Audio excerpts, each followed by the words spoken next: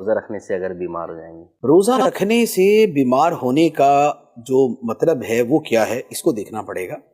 دیکھیں، ایک تو یہ ہے کہ خیال ہی ہے کہ بھی روزہ رکھیں گے تو بیمار ہو جائیں گے، کمزوری آ جائے گی۔ نہیں، کمزوری ہونا اور چیز ہے، بیماری ہونا اور چیز ہے۔ کمزوری تو آئے گی۔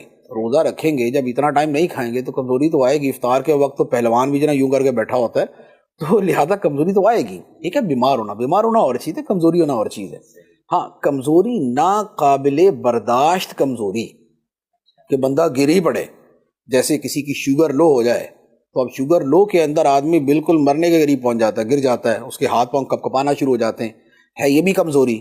لیکن یہ کمزوری وہ ہے جو شدید تکلیف کا سبب ہے۔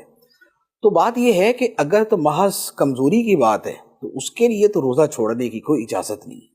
دوسری بات یہ ہے کہ روزہ رکھنے سے حقیقتاً بیمار ہو جانے یا بہت شدید کمزوری کا ظن غالب ہے، گمان غالب ہے کہ ہو جائے گا، تو اب ایسی صورت میں شریعت نے کئی صورتیں بیان فرمائی ہیں کہ جن کے اندر اسے روزہ چھوڑنے کی اجازت ہے۔ جیسے یہ بھی ہو سکتا ہے کہ کسی آدمی کو روزہ رکھنا وہ برداشت نہیں کر سکتا، جیسے بوڑھا آدمی۔ اب بوڑھے آدمی کے لیے شریعت نے فدیہ رکھا ہے، یعنی ایسا بوڑھا کہ جو روزہ رکھنے کی نہ اب طاقت رکھتا ہے نہ تب طاقت رکھتا ہے، یعنی بعد میں بھی نہیں رکھ سکے گا، تو اس کے لیے فدیہ کا فرمایا۔ تو اب یہ کیا ہے کہ جن میں روزہ رکھنے کی طاقت نہیں ہے، وَعَلَى الَّذِينَ يُطِيقُونَهُ فِدْيَةٌ طَعَامُ مِسْكِينٍ، تو یہ وہی ہیں کہ جو روزہ رکھنے کی طاقت ہی نہیں رکھتے۔ دوسرے وہ ہیں کہ جو بیمار پڑ جائیں گے، تو وہ بھی اصل میں وہی ہوئے کہ جو روزہ رکھنے کے بعد میں طاقت نہیں رکھتے۔